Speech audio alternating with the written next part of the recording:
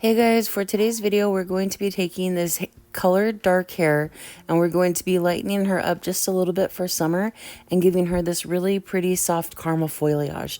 Keep watching to see the technique that we use to create this color.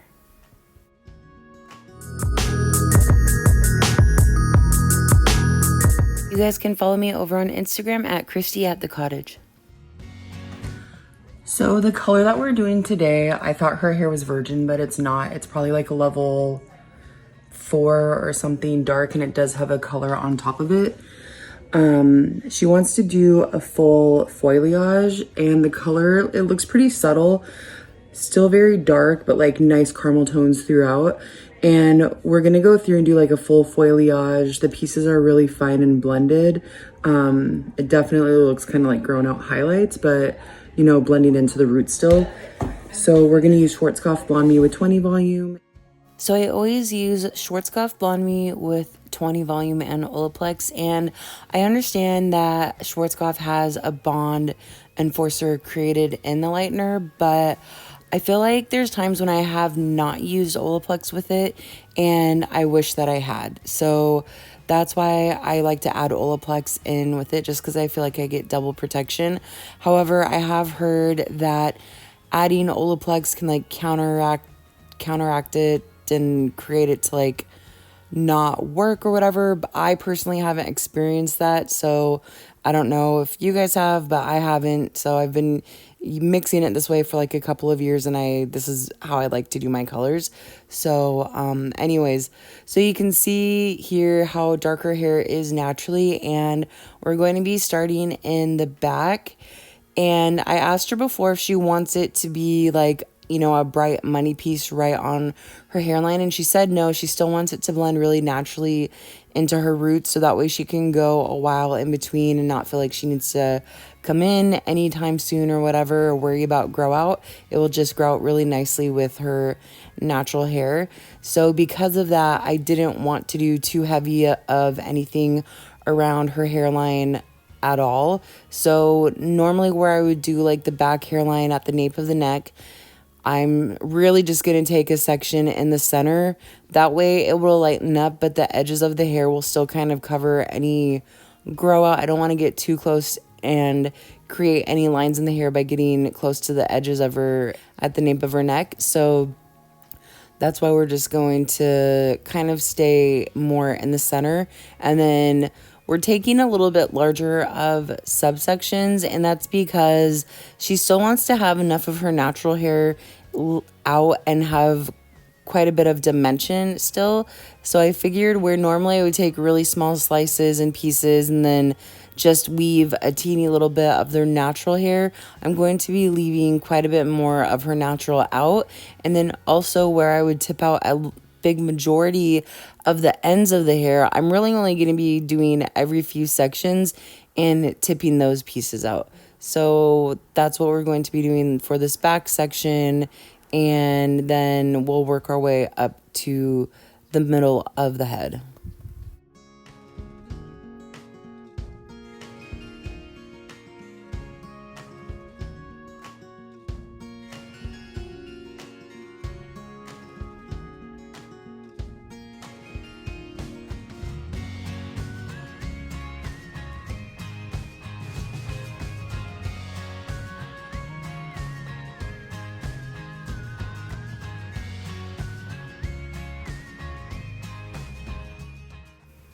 All right, so I've had some people ask about how to get the best blend, and you can see when I was taking that section that I was doing more of like a zigzag part.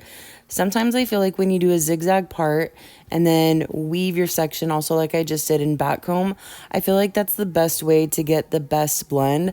If you take just a straight section, then I feel like when the hair falls down or if you lift the hair up, you're just going to see more of like a harsher line in that one panel area.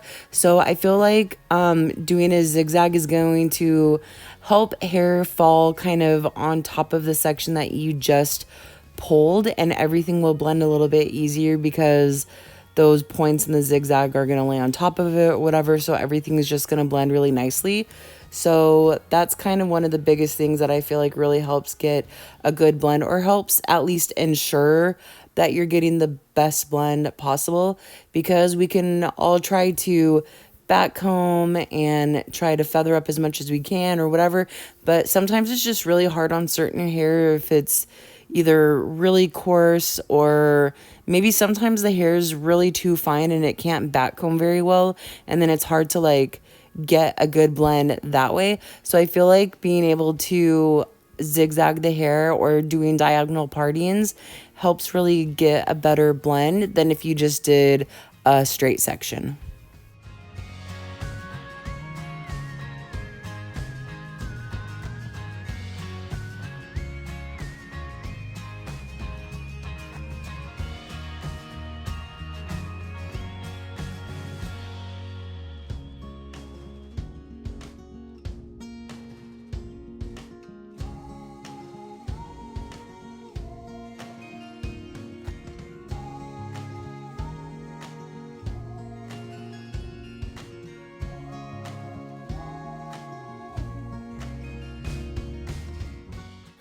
Someone asked before why I backcomb the hair, and that's to create a softer root and to help obviously blend your sectioning. But I feel like if you just take your section and don't backcomb it, then that's gonna create sometimes, like for me anyways, like I know that there's some people that get really amazing balayage and they don't backcomb or whatever, but I personally like to backcomb the hair. That way it helps it blend a little bit better, and I don't have to worry about it, especially on really dark hair when you feather up, because you're not applying like full saturation as you feather up into the roots.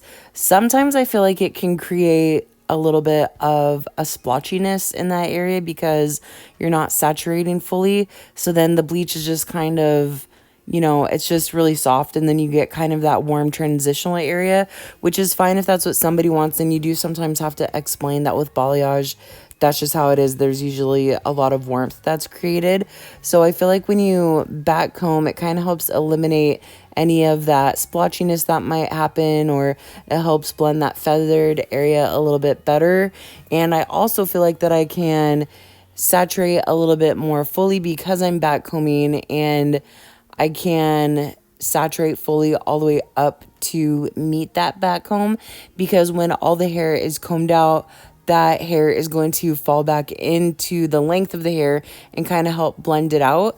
So that's also why I feel like I get good lift too, because a lot of my clients don't really like a lot of warmth, and I know that's the color that we're doing today, but I don't necessarily want it to be like brassy. So I feel like being able to get better lift and lift a little bit more than what a typical balayage would do, I feel like that's the best way to go about these services, is to be able to saturate fully throughout the whole section. So that's just the way that I prefer doing hair.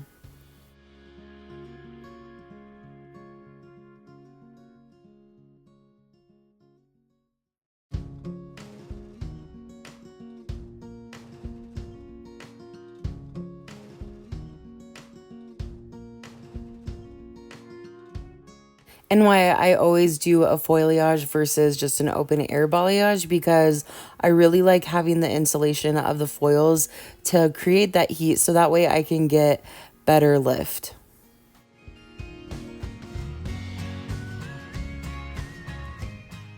So you can see here that I'm going through and I'm just going to tip out these ends a little bit, but you can see the piece that I'm taking is very fine and subtle. I don't want it to be too extra heavy and bright through the ends.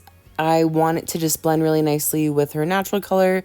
So we're just taking a few pieces here and there, like every few sections. Like I said, you can see all this hair that I'm leaving out is going to leave a lot of her natural dimension left behind.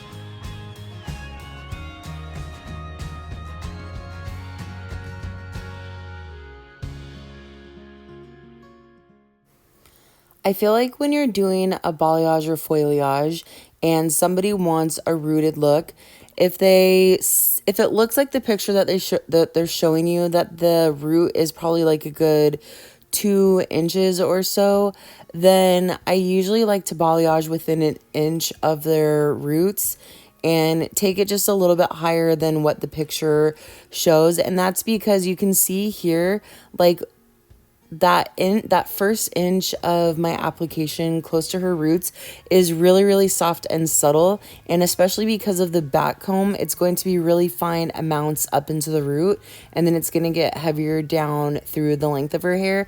So I feel like if somebody wants a rooted balayage or foliage or whatever, I think the best thing to do is paint up a little bit higher into the root area within like an inch of her roots, and then, you know, saturate fully a little bit heavier down through the ends of the hair. But that's going to help create a little bit more dimension up in the root area.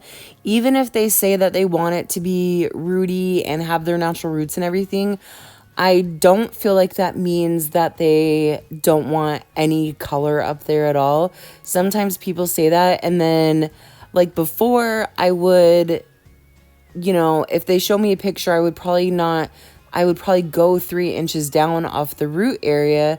But then when I would be done with the service, I'm like looking at their hair and thinking like, oh God, her roots still just look way too dark. There's not any dimension. It's not broken up or anything. So even if they say they want it to have more of a natural root, then still go up and feather really softly into the root area, because that back comb is going to drop back down. It's going to help fade the root area a little bit more, but you'll have still just really soft dimension and really soft, subtle pieces just kind of breaking through the root area, really just a teeny little bit. And then it will get a little bit more noticeable down through like the midsection and through the ends of the hair. But at least that way they'll feel like they have a little bit of dimension. And also they'll get a little bit more longevity out of their color, because you're not like, you know, 3 inches off of the roots and then 3 months from now their balayage is grown out like to their ear area or whatever. So this will give them just a little bit more time with their color before they feel like they have to come in and just give them a little bit of dimension without being too bright or anything in the root area, but leaving enough of their natural roots behind. Guys, I don't want to hear it. I know I talk in circles, okay? So I don't want anybody in the comments to sit there and be like, oh my gosh, stop talking in circles, okay? I know that I over-explain things because I'm worried that I'm not explaining it enough. So then I got to talk to you about it for 10 minutes in 10 different ways and tell you the same thing in 5 different ways that I can, and make sure that you understand it. So then I'm going to talk about it so many times in different ways that it's now going to be confusing. So that way, I don't know if you understand what the hell I'm trying to say. Also, I wanted to add, because I have to add something to make sure I cover all of my ground, to make sure that I explain everything as much as I can possible. I wanted to say that if you want to create more dimension up into the root area, but you're worried that it's going to add too much to the roots, you can also do like every other section, take it a little bit higher into the root area, and then drop the next section down a little bit further. That way you're maintaining a little bit more of those roots. If you're worried that you don't want it to be too bright or anything, but I'm just going to leave it at that, because you guys know that I will talk for 5 minutes over how you can do every other section, swipe it up a little bit further into the roots. So I'm just going to leave it there and call it good. Basically, what I'm saying is, if you ever notice that this channel is now called the Anxious Hairstylist, then don't be shocked. Or the Crackhead Hairstylist, or the Overthinking Hairstylist, or you get the picture.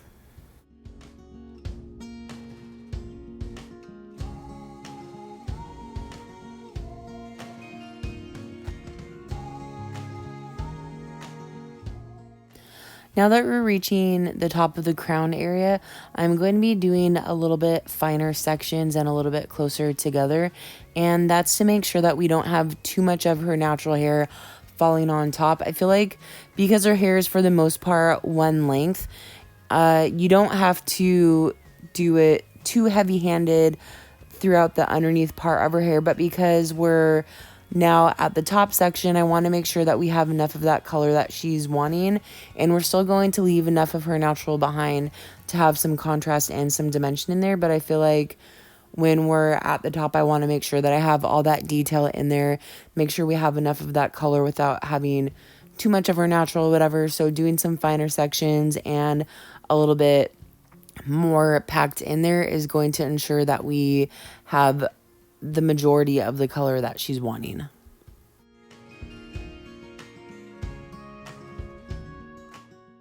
And again, you can see I'm really just taking this fine little section right here and tipping this out through the ends.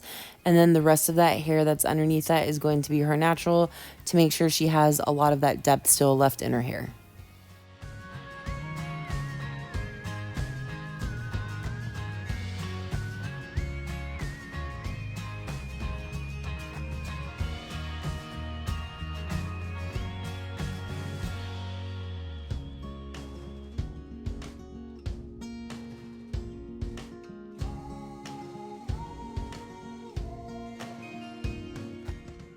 So we're just going to finish this back of the mohawk section and go probably to like the back top part of her head, and then we'll move to the sides.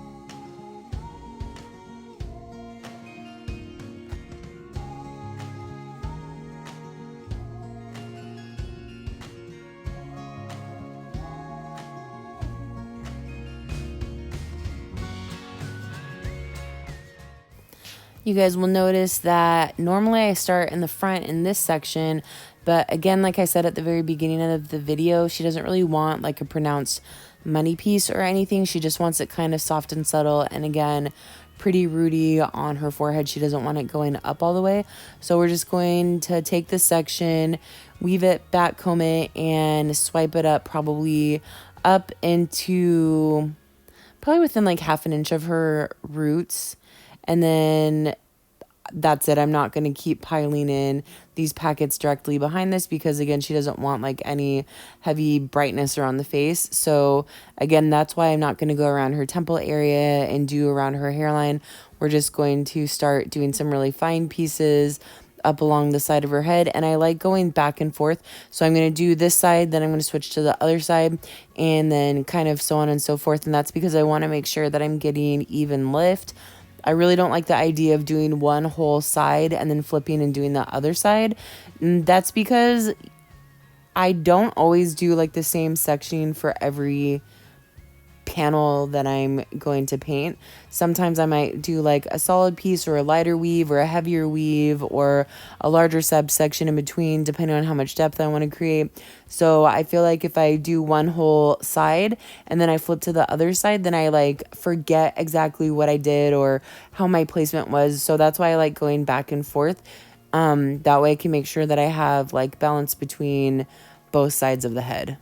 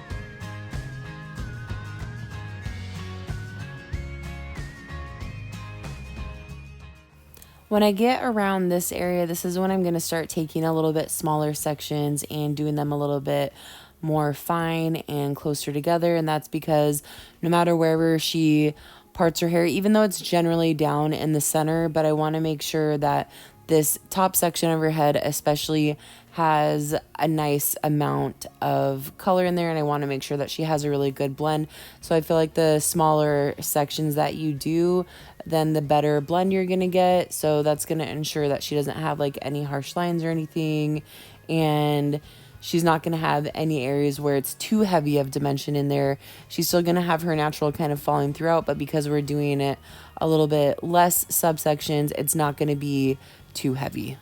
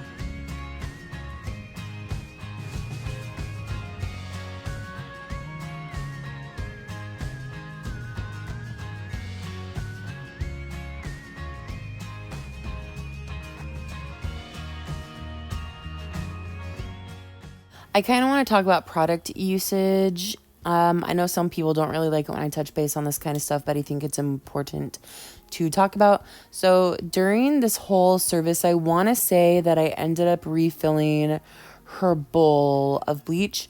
And I did roughly like a scoop and a half to 2 scoops every time, probably like 5 or 6 times. So that's a lot of extra product that you're using, a lot of bleach, and so that adds on to the service. So that probably added an additional, probably at least an extra $100 onto the service total. So guys, make sure that whatever you're using, you're charging for. Products are going up in cost. The other day I went to the beauty supply store, and the typical boxes of color that I get that are normally just like $5.25 in my head were like almost $8. And I feel like because we have to buy the product that we're going to use, like we don't really keep track of the cost of it because we have to buy it regardless. So I keep track of like the overall price of the whole purchase, but not necessarily like every like one specific box. So I was shocked to see that the product had gone up so much.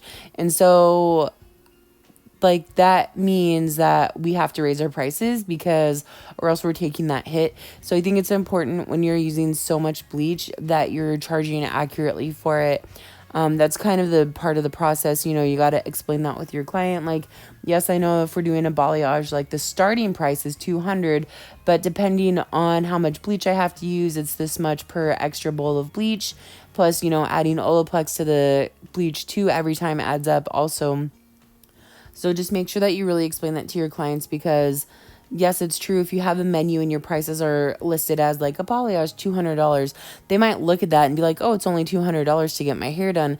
But, after you add the toner or the haircut or like, 10 extra bowls of bleach or whatever, like you could be looking at a $350, $400 service. So just make sure you really cover that stuff with your client and ask them ahead of time, like, do you have a budget that you want to stay within?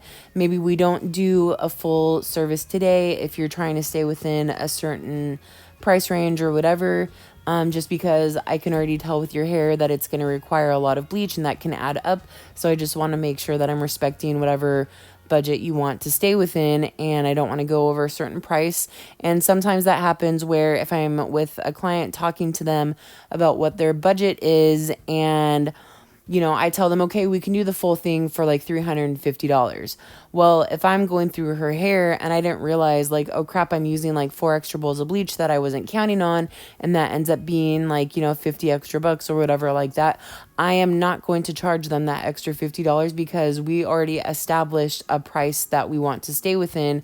And anything, right, like, if I say that's fine, we can do it for that amount. And this if I misjudge that and don't correctly, quote her because of, maybe I didn't feel her hair enough, or I didn't realize that it's going to take that much product or whatever, I'm not going to charge the client anything extra because I want to be respectful of what we had already established. So just make sure that you have those conversations with your client and explain everything in detail as much as you can. I know sometimes talking about pricing can be scary, but I feel like it's such an important part of the consultation. Nobody wants to get to the end of the service and check out and have like a $400 ticket when they're expecting it to only be like $200. So make sure you talk to them ahead of time. Some things that you can do, one thing that I've done before is giving clients an option where I will tell them, like, okay, for this look that you want, the most that it will be is like $450. If you want to do a partial of this color, then we can do it for like $175 or $200. If you want to kind of meet in the middle and we can do like a heavy balayage, but maybe we're not doing the whole underneath, but we're still going to do like the root shadow and the toner and the haircut, then we can do that for like $275. So I like to give clients, sometimes if, they're having a hard time with the price, giving them like 3 price options to choose from. Generally, clients want what they want, so they're going to choose like the high, the most to get the full service done. But at least if you give them the option of 3 different choices, kind of write it out what the service will entail and how much it will be, the price breakdown. That way they can see exactly what they're going to be getting, exactly what they're going to be paying for, and they're the one making the choice on what service they're going to be getting. So that way you're not like, they're expecting a full service, but you're like, oh, I'm scared to charge them. So now you're going to like maybe not do as much work as is required to create that certain look. And then now they're not happy because it's not exactly what they wanted. So make sure that you're going over that stuff at the beginning of the consultation. And I feel like that has really helped because it takes the heat off of me. I don't feel like as much pressure. I've already given them the very most that it will cost. I've given them an option for something that's a little bit more budget friendly or something that meets in the middle. And I feel like that really helps me feel a little bit more comfortable with at the end of the service that I've already gone over it. And if you choose to do the full amount, now I don't feel bad for charging you $500 because I already gave you options for something else that might be a little bit more budget friendly. So anyways, I'm just going to leave that there because I know some people don't like going over pricing or whatever, but my channel is for hairstylists mostly to help educate you guys, and I feel like I appreciate clients that watch my videos too because I feel like it's good to help you guys kind of understand also, behind the scenes and what you guys might not understand goes into a full service. So I appreciate you guys for watching also, but I really like helping other stylists out to be more confident in pricing and helping understand pricing and giving you guys options and different ways you can go about it. So I'm just going to leave that there and hope that helps you guys come up with other ways that you can price quote your clients or how to go about it in the consultation that gives you guys more confidence to have that conversation. Okay, bye.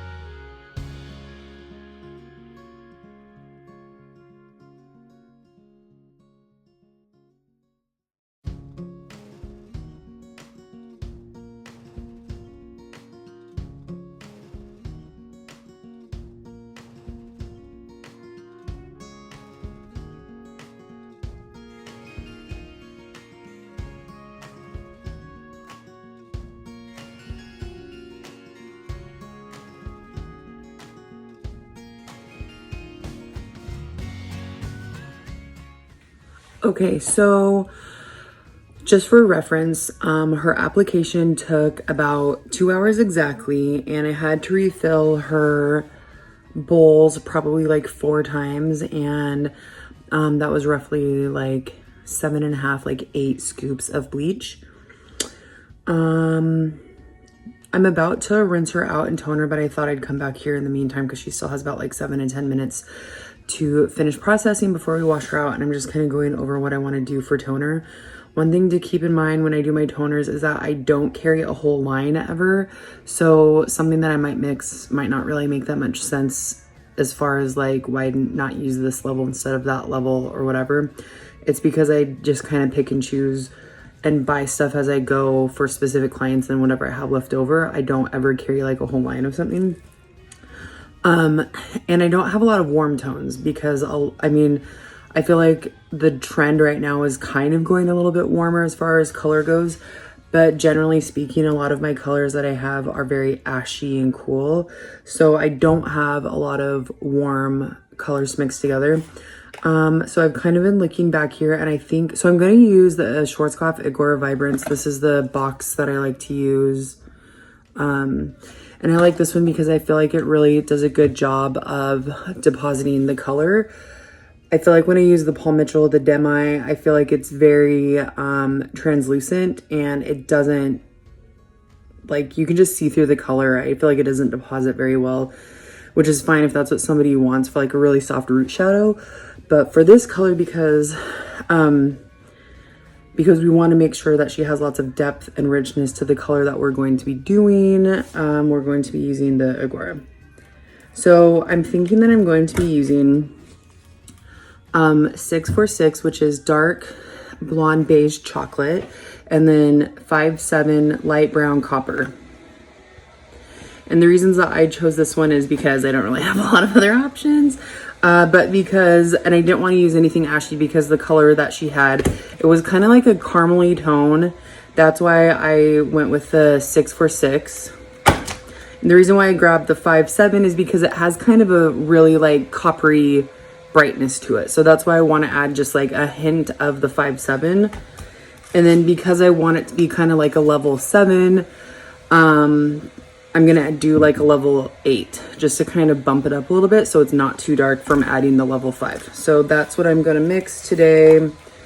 Probably half of my formulation is going to be the 646, and then a quarter of my formulation is going to be the 8 and 57. And I'm also going to be using the gel. I don't know if you guys have tried the activator lotion versus the gel, but I kind of like the gel a little bit better. I feel like the lotion is a little bit thick, and I like to use a bottle when I apply, and I feel like the lotion's a little bit too thick for it. So that's what I'm gonna mix. I'm gonna wash her out. She's gonna tone for probably like 15 minutes.